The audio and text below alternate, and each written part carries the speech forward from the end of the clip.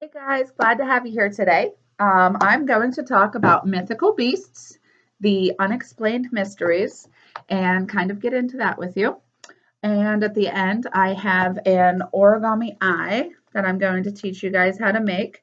This one is for like a cyclops eye, but you can do other versions like dragon eyes or serpent eyes or, you know, whatever kind of mythological beast eyes you want to make. So let's go ahead and get into the story. This book was wrote by Doug Marks, and there is a lot more content to this than what I am actually going to read to you. If you find this interesting, we have a whole series on it, and or you could get this book as well and finish reading the parts that I might jump over just to save time. But it starts out with the ancient past, and it wants you to imagine you are living 3,000 years ago in ancient Greece. You and your family live in a tiny one room cottage near some mountains. There are no highways, televisions, or items that even use electricity. Many superhuman gods and goddesses live in the mountains near you. Wild animals also live there, including bears, wolves, hawks, and boars. They are dangerous. Not only can they run faster than humans, they also are better able to see and to smell. You live in close contact with wild and tame animals every day of your life. Your entire neighborhood is like a zoo, except that there are no cage bars to protect you. You know what it means to be afraid of the dark and the unknown. So at sundown, it gets pitch dark outside. Your family might have a fire inside, but nothing more. You are afraid of the dark. For a night's entertainment, you gather around the fire for a story. Your father tells you of war and adventures. He tells of brave Greek warriors named Odysseus, a leader in the Trojan War. By now, the battle is over, and Odysseus has men, and his men are sailing home. On their way, they must pass near a cliff with a horrible beast. In its cave, it waits for sailors. This is a picture of the beast. Do any of you know what that beast is called? Well, here, this creature's name is Sela, and it's the most terrible thing you have ever heard of. It has 6 snake heads. Each head has rows of shark-like teeth, and its 6 necks are scaly and long enough to reach down and to snatch the sailors right out of their ships. Also, 6 mean, barking dog heads are growling around its waist. Your eyes are open wide as your father describes how this monster gobbles down 6 of Odysseus's men in one bite. Sela is a mystical beast. A mythical beast is an animal that lives only in your imagination. You believe that Sela exists. So do all of your ancient friends and neighbors. Myths are stories that tell of gods and other magical beings. They live in a world far different from our daily life. Other mythical beasts are shapeshifters. Do you guys know of any shapeshifters? Let's read on to see if any of your answers were in the book. One of the interesting things about many mythical beasts is the way that they become what they are. Shapeshifters are mythical beasts that change from one form into another. Sometimes they change from an animal into a person, but usually they change from a person into an animal. Today, wolves are no longer the enemies of humankind that they were in other places and times. Think of what it was like to see wolf packs several hundred years ago, however, in the dark forests of Europe. Imagine them prowling around your cottage, howling at the moon, and just waiting for a chance to eat your cows, or your sheeps, or even you. You are defenseless. Worse, the wolves escape every trap you set. They are so sly and cunning that they begin to seem immortal, which is where the werewolf comes in. We also have,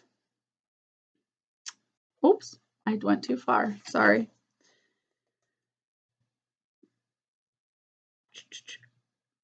Not all shapeshifters are terrifying, sorry. Though, in Northwest Native American tales, small boys regularly changed into otters. Eskimos claim that the raven is a superhuman being who could take the shape of a man or a bird. To the Eskimos, a raven created the world with all its animals and people. Perhaps the gentlest of shapeshifters, swan maidens appear whenever they are swans, particularly in India and Russia. The lovely swan maidens and many Native American mythical beasts, too, often reverse the werewolf tradition. In this myth, swans take the shape of beautiful women by taking off their gown of white feathers when they go down to the lake to swim. According to the legend, if a man is lucky enough to pass by when it happens, he can make such a beauty his wife. Cool. Another type of mystical beast is half man, half animal. Can you guys come up with any half man, half animal mythical beasts? If you guys said a minotaur, you are correct. There is also centaurs and satyrs. Shapeshifters tell us the humans and animals have some things in common. Many other ancient mythical beasts seem to be stuck, half human, half animal. They don't change back and forth. These stories may show us something about the struggle to become fully human. The Minotaur is a famous example. We also have centaurs. Centaurs were half stallion or horse and half man. Centaurs lived in the mountains of Sicily. Most of the centaurs were rowdy creatures. We also talked about satyrs. Now, if you guys are fans of Percy Jackson, you will know that all of these animals are in those series. So if you guys haven't read the books yet, grab them, check them out. They're great. Satyrs are the ancient Greeks who believed in satyrs. Satyrs were young men with the bodies of goats. They had bristly hair, pug noses, and pointy ears. For fun, they would scare shepherds and gentle nymphs who kept watch over the woodlands. Nymphs were young, beautiful females who protected flowers, birds, and children. So, this is what a satyr looks like, half goat, half human. This is what a centaur looks like, half horse, half man. And this down here is what the minotaur looks like. Out of all three of those, which one do you think you'd like to be most? Leave me a Facebook post or a comment below and let me know why you choose that. Here are a couple other pictures of some half man, half animal beasts. We have a frog man and a horse man with the opposite of, instead of a horse body, he has a human body and a horse head. And we also have half woman, half animal beasts. Do you guys recognize what's on the page here? If you said mermaid, you're correct. There are many half women and half animal mythical creatures, since it's fair that one half of the world's population is, of course, females. So, mermaids are the most popular. Mermaids are also the most beautiful and even tempered of the female beasts. Most of the others, such as the gorgons, are pretty nasty. A mermaid is a mythical creature whose top half is a beautiful woman and whose lower body is that of a fish. It is the most kind and gentle of the half women, half animal beasts. There are also mermen too, but because they haven't that same romantic appeal as a mermaid, we hardly ever really hear about the mermen. Gorgons are another half female, half animal beast, and gorgons are also the most destructive. Do you guys know who Medusa is? Yes, very good. She had the head of snakes. She actually is the best known Gorgon, and she was so ugly and grotesque that those who looked at her turned to stone. Her mouth had a pair of boar's tusks. Her thick, long red tongue swung forward and backward. She had slimy scales covering her body, and she had wings, and her hands were like vultures' claws, except they were made of brass. But for all of that, Medusa is best known for her hair, which, yes, like we said, her hair was a mass of hissing snakes. This is a depiction of Medusa. Well, at least her head. And Perseus, who obviously was the one to cut her head off. Actually, Medusa was once a beautiful woman with golden hair. She made the mistake of falling in love with Poseidon, the god of the sea. Their love affair so angered the goddess Athena that she turned Medusa into a Gorgon. And like I said, eventually the Greek hero Perseus was able to kill Medusa by chopping off her head. That was the only way to ensure that she was no longer going to harm anyone and turn them to stone. Here are some more pictures of some half women, half animal mystical beasts.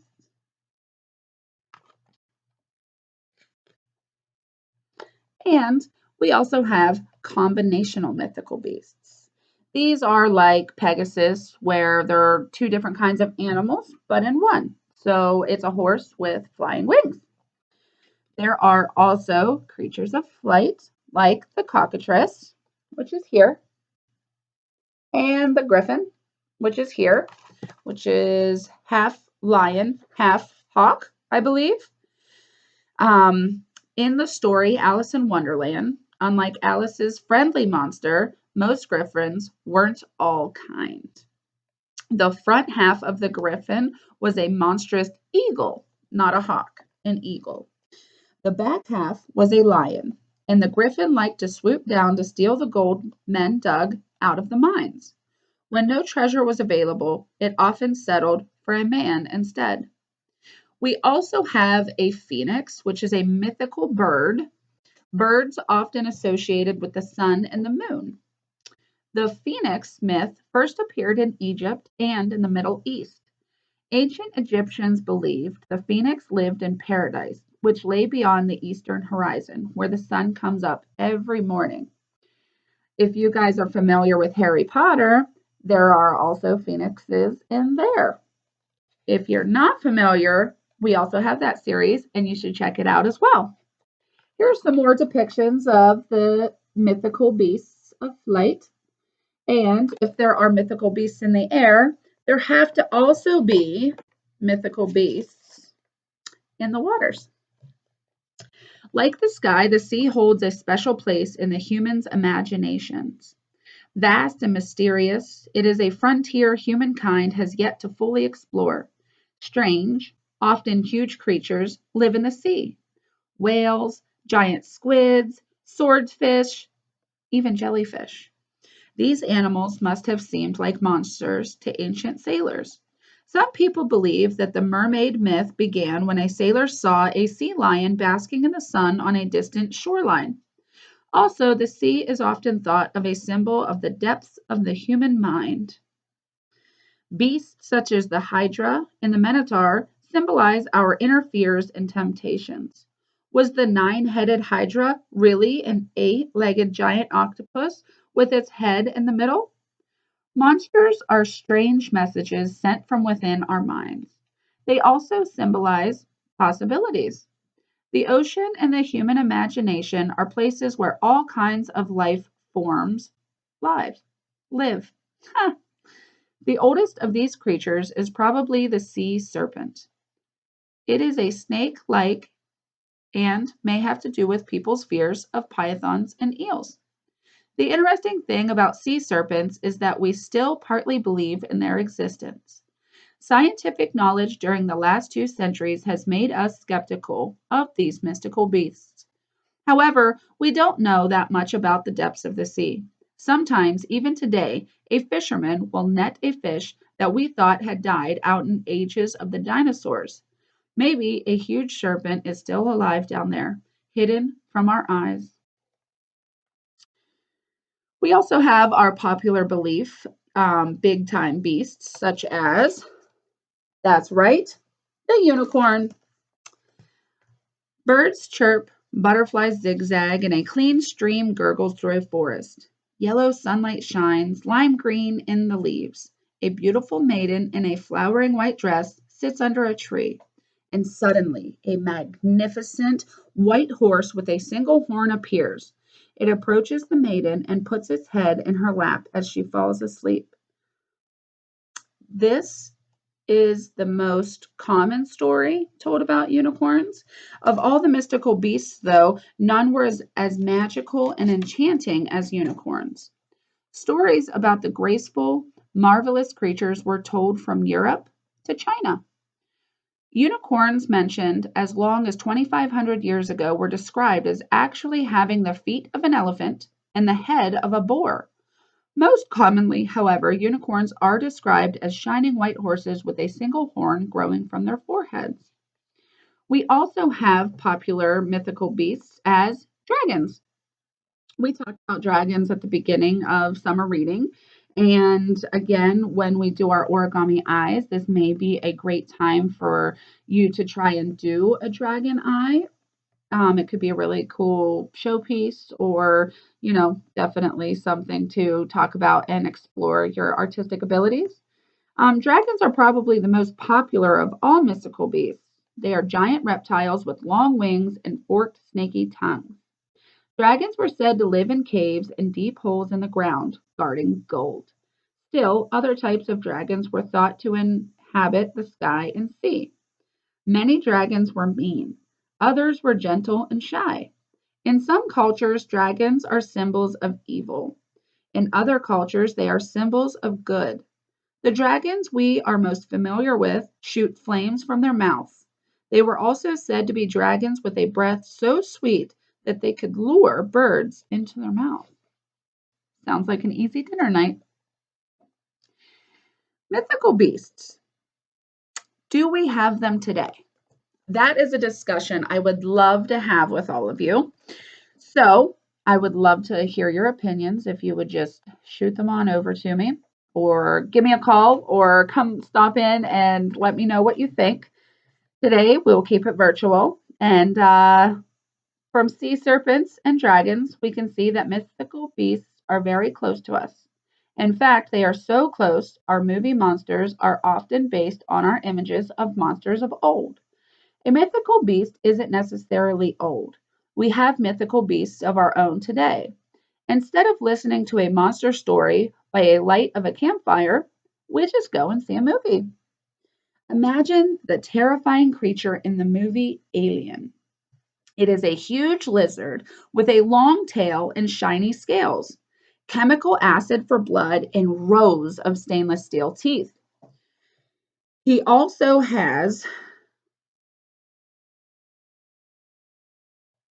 as it happens, the alien beast is just like the cilia. So what I was trying to say is he also has 6 heads, which means it eats 6 of the crew, just like cilia did. So, though the beasts we see in the movies might seem brand new, most are modeled on mythological animals of the past. Are there other beasts we could call mythical in our own time? How about the furry Ewoks, that loyal companion of the Star Wars crew? The weird animals encountered by the Starship's Enterprise as it journeys through distant galaxies in Star Trek are also our modern mythical beasts. The mermaid in Splash is like the historical image we have of her. Our idea of what beasts look like has not changed much. Whether ugly or beautiful, however, whatever, what we think about them has changed. The mythical beasts of the past were thought to be creations of the gods. They were simply creatures beyond human control. Today, the beasts in movies and fantasy books are created by the actions of men. So, there are still a few beasts we believe in. Can you think of any beasts that we still believe in today? Well, this book commonly talks about two. We have the Yeti, and we also have Sasquatch. Here is a picture of a Yeti. They more commonly are known to have big feet, and they're very white and hairy, and they live in the snow. And then, of course, you have the opposite, which is Bigfoot. He also has big feet, but he's brown and hairy, and he lives in the woods. Whether or not they are real or aren't real, it is kind of an interesting thing to think about and expand our minds on. Use our imagination, kind of open up those things and kind of ask ourselves and question, you know, is this a possibility? Is this something we can prove? Or is this just made up in our minds? So, after the book, I told you guys we were going to make our own origami eyes. Again, I am a Cyclops. Not extremely artistic, so it still looks great. Obviously, it looks like an eye. You don't have to have a huge artistic ability to do this, but if you do, it is a great time for you to explore and kind of, you could do these kind of eyes on there, or you can draw scales on the outside of it and kind of make it more of a reptile animal, all kinds of things. But for now, I will go ahead and show you how we do it. I have these instructions printed out for you guys. That's what I'm going to be looking at right now. What it doesn't have you with is how to get your paper square. I have just a regular rectangular piece of printer paper here, and all you do is you take it one corner up until it makes a full square. You're going to have like this little flap left. Grab some scissors, cut it off just like this.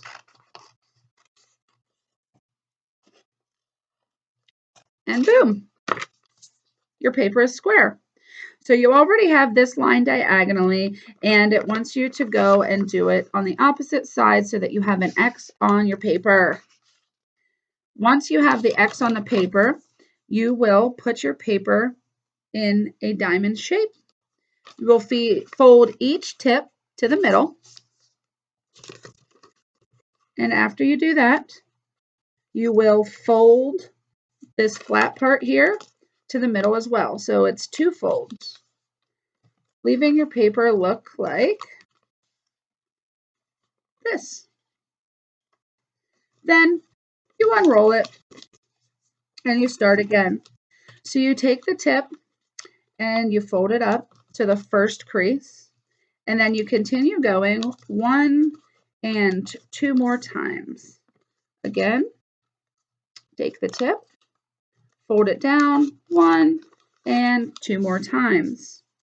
So this is where you'll want to draw your eye. For the sake of saving time, I will do a quick eye, circle, little white ball for the glistening of the eye, and then a big one, and color it in for the pupil. And then I have some fun colors here like purple and blue. So I kind of just go around the outside like so. And add in some more colors. I happen to think blue and purple look really good together. And I'm even going to add in a little bit of green, just to try and give it that imaginary look, in my opinion. So, real quick eyeball, kind of maybe a werewolf. We fold it back up and we turn it over. Easy enough, right? So, you just then take your edge and you fold it over to meet the middle, right like that. And then you do it to this side. Again, I will have instructions printed out for you guys to look at, have a hard copy as well as listening to this. And after you do that, you take the sides and you fold them up right at the half mark. And then you do it down as well. And then you do it to this side. Have to keep it even. That way our eyes are not lopsided. So after we do that, we give a little fold in the middle. And we should be able to, if we folded correctly, turn it into an eye. Boop. And there it is. Kind of looks more like an owl eye, but I didn't color the outside of it. So that is a big time for you to be able to also be creative whenever you want to make this into whatever creature you guys decide to make. Once you make them, please send me a picture. Let me know. Give me a shout out. I'd love to see all of the creations you guys make. And that leaves us for today. Next week, I am hoping to make some gnomes with you. So I'll see you then. Bye.